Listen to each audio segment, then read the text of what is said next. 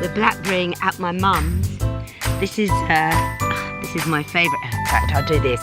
This is my favourite field, and it's like the deck chairs when you're on holiday. I try to get here before anybody else first thing in the morning to get the blackberries. Matilda loves it because it's literally a beautiful field that has hedges either side, so no one can get in, and no one really knows about this. This is a forest, St Leonard's Forest. No, you're not to eat the blackberries, Matilda. So yes, this is like the last of the summer, really. I can remember when I lived in Brighton, knowing the last of the summer. I remember being on the beach thinking this is the last day of the summer, and I feel like this here in the country.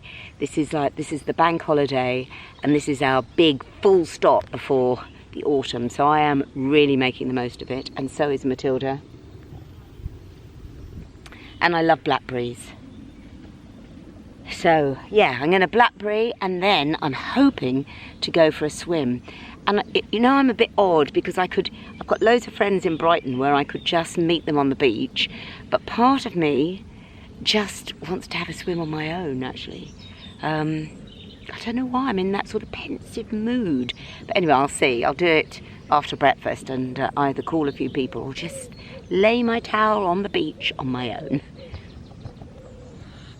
This is what I love about the country. That I've filmed honesty boxes before. Actually, this isn't even an honesty box. This is just a glut of apples from somebody's orchard. And they put them here every year, which is really nice. Windfalls.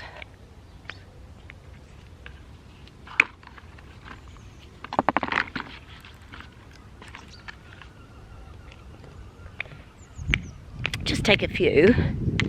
And Matilda loves them, and my mum loves them with blackberries. Can you believe I'm doing Joe's cooking tips? Well, I won't be cooking, will I? No cooking involved. There you are, Tilda. You look after those and don't eat them. But yeah, they do that every single year. They must have an orchard at the back. Come on then, no eating, no eating. My old Werther things. Oh, we need to get your Werthers. I've got whispers. I won't get any more whispers until I've got quite a lot there. I'm eating a lot of chocolate at the moment. It's Matilda's birthday, so we're getting Matilda an ice cream. Oh, for goodness sake, that camera's up there again. Oh, we didn't want that on your birthday, did we? Matilda doesn't mind. We don't know where we can get Matilda an ice cream because they in Horsham they don't sell dog ice cream, so we might have to get her a real one as it's her birthday, and she doesn't usually have things like that. Very healthy diet, don't you, Matilda? Yeah, just raw tripe. I need to get my roots done. All this grey's coming through. So fair grey there at all. If I get my lips done then... Oh, don't start on that nonsense. Earlier on you said you thought it would be a good thing. I said it looked good on that woman. Nadine Baggott.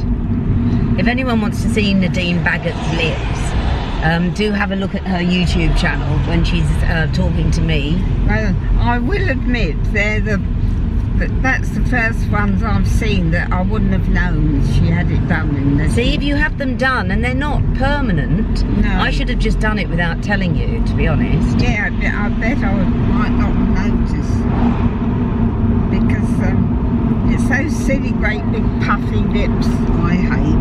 No, but I'm just going to have a tiny... No, hers, I think they look good. I'll do it and not tell you, and then you'll never know. I think though what I ought to do is one day, when you go off on your holiday to Austria or somewhere, I should go and get my lips done and you come home. I'd love to see that. And I'd be sitting there with those 94 like a blow-up doll. Yeah, with those I ought to do that because it wouldn't matter at my age, because I'd love to see your face if you... But when you were younger, if you'd been given the option, you probably would have done it. No, I never believed in unnatural things like that. What, those big fat lips? they don't have to be. They're just tiny. I'm not going to have big fat lips. I just want a little border. No, when I was younger, I did much the same all my life. Just wore a bit of lipstick and a makeup base of some kind. Revlon. What? Revlon. No, it wasn't. I don't know what it was. It was Revlon, I remember. And I always wore mascara. But I used to wear, it's funny, I think you copied me with your brown eyebrows, because I always used a brown eyebrow. I've never liked those jet black eyebrows unless you've got black hair. You know, I always think it looked too much. Do you remember when you went once and had yours in the Horsham? Yeah. God, I couldn't believe what they looked like. But they went, that went off, didn't it? It went off, I went off.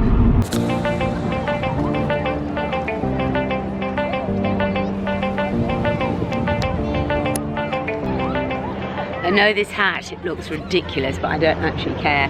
I've come down to Shoreham. I prefer Shoreham Beach now to Brighton because it allows dogs and there's a bit of sand and I can park. Well, I've parked illegally, but let's hope I can get away with it. And I just won't see anyone I know. Now that sounds awful, but sometimes, you know, I talk so much for a living that sometimes I just want to stop talking. God, I'm just watching this dog. I wish I brought Matilda, but it's too hot for her. I sometimes just want to stop talking and just sit on the beach. Which, God, there's kids everywhere and I don't know, I'm going to have to blur them out. And I just want to swim, so I've just driven here, left my mum, going to have a swim, and then I'll drive back.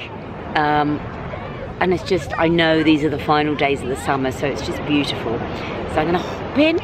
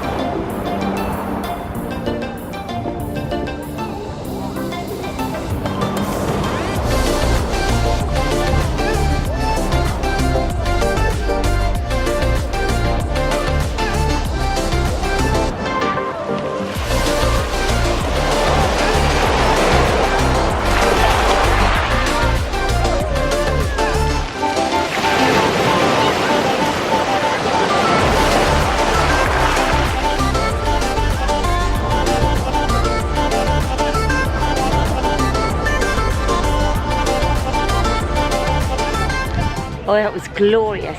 The reason I wear the silly hat is because I won't wear SPF. So I swim in my hat rather than cover myself in SPF, which, you know I should do. So don't take advice from me, obviously, but, oh my God, I'm gonna go back in. Just watching this dog down on the beach.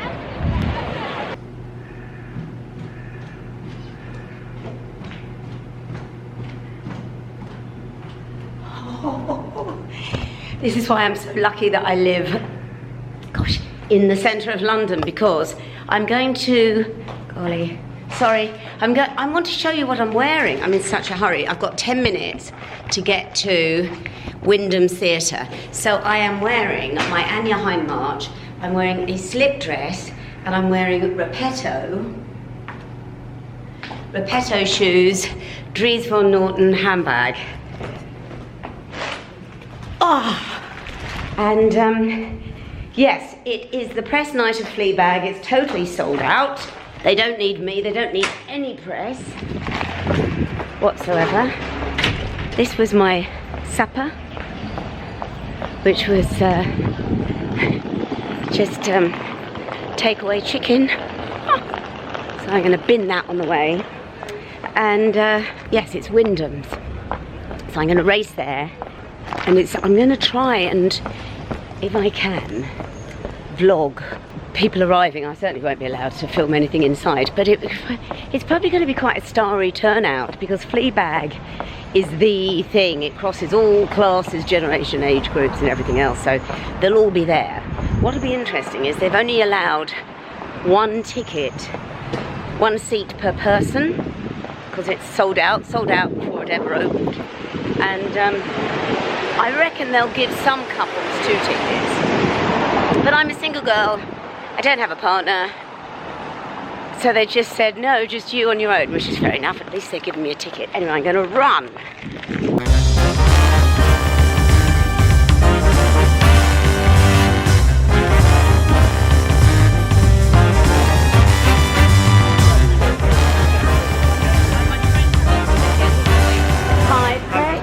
Press? Yes. Yeah. Straight through to the left. Thank you.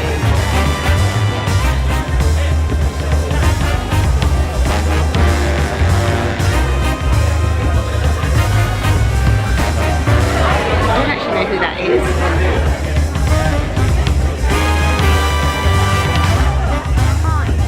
So good? Yes. Thank you for this. I'm so charmed. Here's your ticket. Thank you so much. Thank you.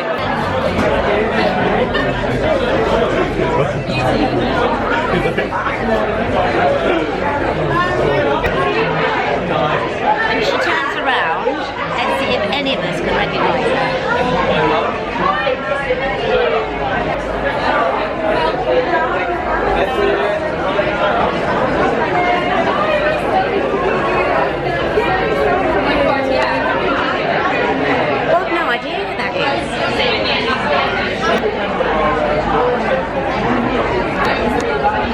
Now I know him, that's Mark Lawson from the BBC.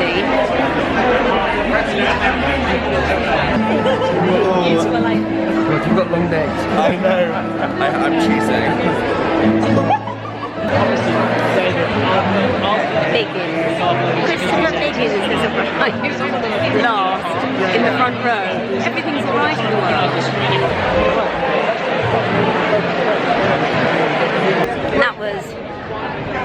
That was wonderful. It was 60 minutes of pure genius. So what can I say to you? Well, good luck to get a ticket because I don't think you will. It's sold out for the whole run, but they are holding them back.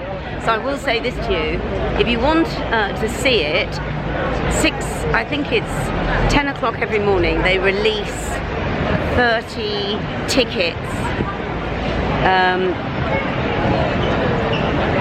which I think are standing only. So you can get, I'm about to meet God, I think. Yeah, you can get tickets if you queue up. People queue up at about 6 o'clock to get tickets that they hold back. I think they hold back 30 a day. And I mean, if you love Fleabag, it's the first series, so the priest doesn't appear. It's the first series of it. And it's just wonderful to see her on stage because that's how the whole thing started. A one-woman show, which was televised, turned into a series. So it's the essence of Phoebe Waller-Bridge. And yeah, it was fantastic. But now, what I love is I always walk here. I always walk into the West End from my flat, but now I'm going to get to 453, the night bus home. And look at this, Leicester Square, tacky as ever.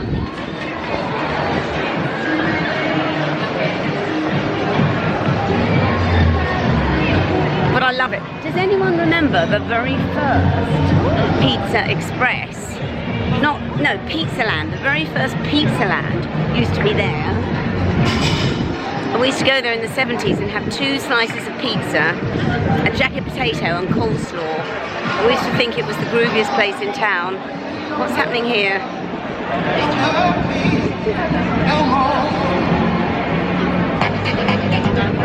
I don't even know if I can film that because there's a child involved.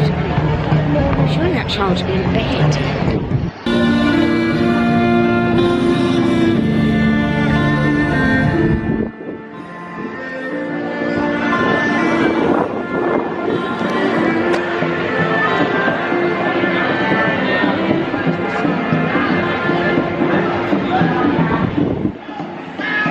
Very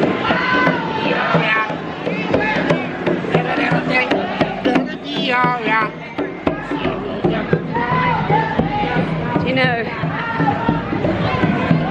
you're all absolutely right. I cannot move to the country.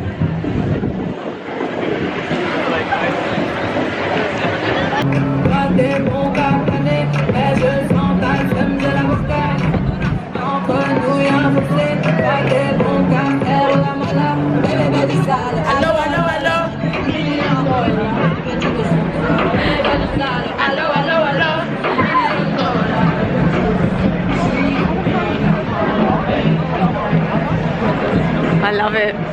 This is as good as the theatre. It's brilliant. It's the best bit of the night, is the journey home. Ooh, look at the light.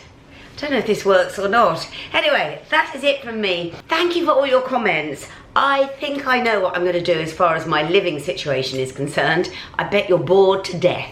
And I will not keep it from you. Gosh, this is a real hold, as they say in broadcasting terms.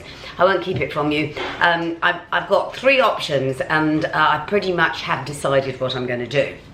I won't be staying here, unfortunately, but yeah, watch this space. And yeah, walking back through the West End, getting the night bus back to Marylebone. I'm so lucky. I'm really lucky. I love it. I love it. It's a bit of London that I love, and it's a bit of what I do in London that I love. Anyway, gosh, do you know something? It feels like autumn's on the way. Never mind. Never mind. I need a haircut. So, oh, by the way, keep sending in your walking women. I'm going to tell you, everyone knows she's in Carnaby Street, and a load of people send them to me on Facebook, and I can't access them very well. So if you can send them to me on email, and that's joanne.good@bbc.co.uk, that way I can include them at the end. If there are none at the end of this clip, it's because you haven't sent any, or else you have and I haven't found them. But we're growing. So, what am I? 8,000? Have I got 8,000 subscribers? I should know that, shouldn't I? I'm so overexcited about it all that I just wait till the end of every week and then count how many subscribers I've gained in that week. So yes, it's good. It's looking good, and we're slowly going up. And there's actually, well, I'll tell you about that next week. There's a big surprise as far as this channel is concerned in the pipeline. Fingers crossed. Goodbye. Have a great week. Don't forget to subscribe. Don't forget to give us a thumbs up. Don't forget to leave a comment. And see you next week at 11.